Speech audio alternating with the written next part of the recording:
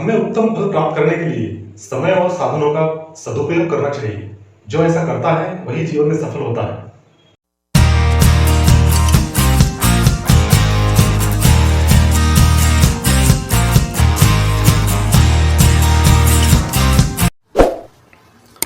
नमस्ते छात्राओं, आज हम हिंदी सुलभ भारती कक्षा 8वीं पाठ क्रमांक 2 वारिस कौन, इस पाठ का वाचन करेंगे और प्रश्न उत्तर का अध्ययन करेंगे। तो चले शुरू करते हैं।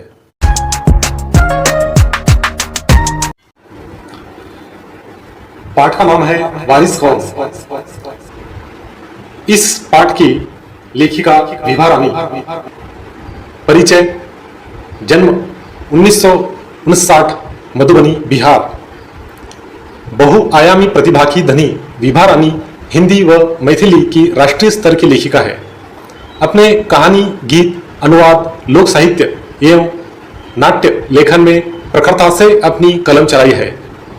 आप समकालीन फिल्म, महिला व बाल विषयों पर लोकगीत और लोक साहित्य के क्षेत्र में निरंतर काम कर रही है।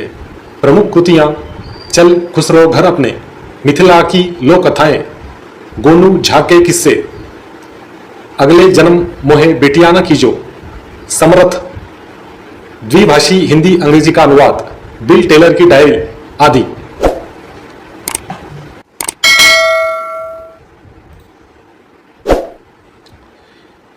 एक राजा था, उसके 4 बेटियां थी। राजा ने सोचा कि इन चारों में से जो सबसे बुद्धिमती होगी उसे ही अपना राजपाट सौंपेगा। इसका फैसला कैसे हो, वह सोचने लगा। अंत में उसे एक उपाय सूझ गया। उसने एक दिन चारों बेटियों को अपने पास बुलाया, सभी को गेहूं के 100-100 दाने दिए और कहा, इसे तुम अपने पास रखो। 5 साल बाद मैं जब इन्हें मांगूंगा तब तुम सब मुझे वापस कर देना। गेहूं के दाने लेकर चारों बहनें अपने अपने कमरे में लौट आई। बड़ी बहन ने उन दानों को खिड़की के बाहर फेंक दिया। उसने सोचा, आज से 5 साल बाद पिताजी को गेहूं के इन दानों की याद रहेंगी क्या, और जो याद भी रहा तो क्या हुआ, भंडार में से लेकर दे दूंगी। दूसरी बहन ने दानों को चांदी की एक डिब्बी में डालकर उसे मखमल के थैले में बंद करके सुरक्षा से अपनी संदूकची में डाल दिया। सोचा, 5 साल बाद जब पिताजी ये दाने मांगेंगे तब उन्हें वापस कर दूंगी। तीसरी बहन बस सोचती रही कि इसका क्या करूं। चौथी और छोटी बहन तनिक बच्ची थी, शरारतें करना उसे बहुत पसंद था। उसे गेहूं के भुने दाने भी बहुत पसंद थे। उसने दानों को भुनवा कर खा डाला और खेल में मग्न हो गई। तीसरी राजकुमारी को इस बात का यकीन था कि पिताजी ने उन्हें यूं ही ये दाने नहीं दिए होंगे, जरूर इसके पीछे कोई मकसद होगा। पहले तो उसने भी अपनी दूसरी बहनों की तरह ही उन्हें सहेज कर रख देने की सोची, लेकिन वह ऐसा न कर सकी। 2-3 दिनों तक वह सोचती रही। फिर उसने अपने कमरे की खिड़की के पीछे वाली जमीन में वे दाने बो दिए। समय पर अंकुर फूटे, पौधे तैयार हुए, दाने निकले। राजकुमारी ने तैयार फसल में से दाने निकाले और फिर से बो दिए। इस तरह 5 वर्षों में उसके पास ढेर सारा गेहूं तैयार हो गया। 5 साल बाद राजा ने फिर चारों बहनों को बुलाया और कहा, आज से 5 साल पहले मैंने तुम चारों को गेहूं के 100 दाने दिए थे और कहा था कि 5 साल बाद मुझे वापस करना। कहाँ है वे दाने? बड़ी राजकुमारी भंडार घर जाकर गेहूं के दाने ले आई और राजा को दे दिए। राजा ने पूछा, क्या ये वही दाने हैं जो मैंने तुम्हें दिए थे? पहले तो राजकुमारी ने हाँ कह दिया, मगर राजा ने फिर कड़क कर पूछा, तब उसने सच्ची बात बता दी। राजा ने दूसरी राजकुमारी से पूछा, तुम्हारे दाने कहाँ हैं? दूसरी राजकुमारी अपनी संदूकची में से मखमल के खोल वाली डिब्बी उठा लाई, जिसमें उसने गेहूं के दाने सहेज कर रखे थे। राजा ने उसे खोल कर देखा, दाने सड़ गए थे। तीसरी राजकुमारी से पूछा, तुमने क्या किया उन दानों का? तीसरी ने कहा, मैं इसका उत्तर आपको अभी नहीं दूंगी, क्योंकि जवाब पाने के लिए आपको यहाँ से दूर जाना पड़ेगा और मैं वहाँ आपको कल ले चलूँगी। राजा ने अब चौथी और सबसे छोटी राजकुमारी से पूछा। उसने उसी बेपरवाही से जवाब दिया, उन दानों की कोई कीमत है पिताजी? वैसे तो ढेरों दाने भंडार में पड़े हैं। आप तो जानते हैं ना, मुझे गेहूं के भुने दाने बहुत अच्छे लगते हैं, सो मैंने उन्हें भुनवा कर खा गई। आप भी पिताजी किन किन चक्रों में पड़ जाते हैं। सभी के उत्तर से राजा को बड़ी निराशा हुई। चारों में से अब उसे केवल तीसरी बेटी से ही थोड़ी उम्मीद थी।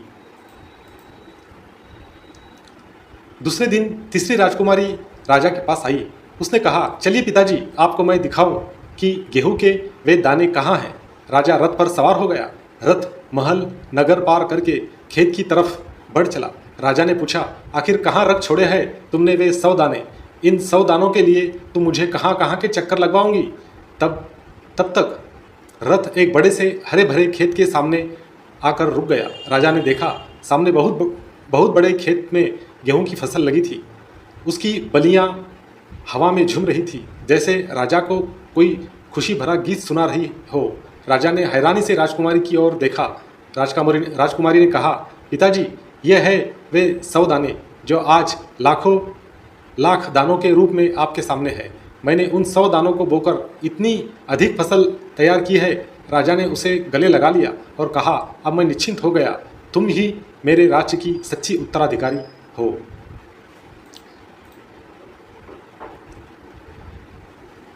पाठ में कुछ कठिन शब्द आए हैं, उनका अर्थ तनिक, थोड़ा, मकसद, उद्देश्य, खोल, आवरण, उम्मीद, आशा, उत्तराधिकारी, वारिस। मुहावरे, चक्कर में पड़ जाना, दुविधा में पड़ना, गले लगाना, प्यार से मिलना। सूचना के अनुसार कृतियां करो।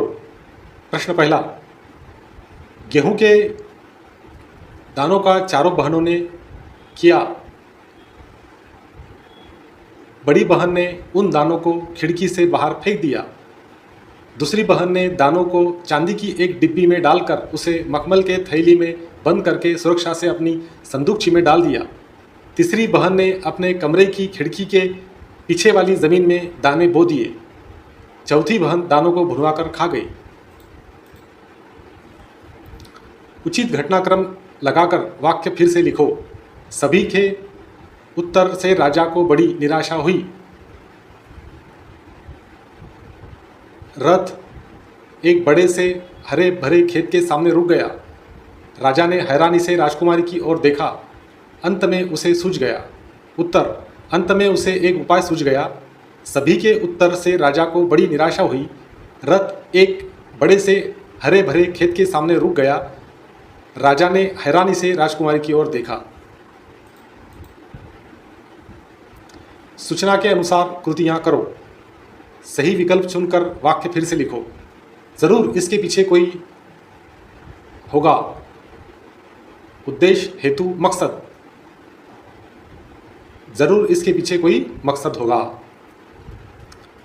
2, सही विकल्प चुनकर वाक्य फिर से लिखो। सो मैं उन्हें खा गई। नंबर 1, भिगोकर। 2, भुनवाकर। 3, पकाकर। उत्तर, भुनवाकर। प्रश्न तीसरा, इसे तुम अपने पास रखो, साल बाद मैं इन्हें मांगूंगा। नंबर 1, 4, 2, 7, 3, 5। उत्तर, 5 साल बाद। तुम ही मेरे राज्य की सच्ची हो। नंबर 1, रानी। 2, युवराग्नि। 3, उत्तराधिकारी। उत्तर, उत्तराधिकारी। सूचना के अनुसार कृतियां करो। प्रश्न चौथा, 1, परिणाम लिखो। गेहूं के दानों को बोने का परिणाम। उत्तर, 5 वर्षों में ढेर सारा गेहूं तैयार हो गया। प्रश्न चौथा, 2, परिणाम लिखो। सभी के उत्तर सुनकर राजा पर हुआ परिणाम। उत्तर, राजा को बड़ी निराशा हुई। प्रश्न चौथा, 3, दूसरी राजकुमारी का संदूकची में दाने रखने का परिणाम। उत्तर, दाने सड़ गए। प्रश्न चौथा, 4, पहली राजकुमारी को कड़क कर पूछने का परिणाम। उत्तर, उसने सच्ची बात बता दी।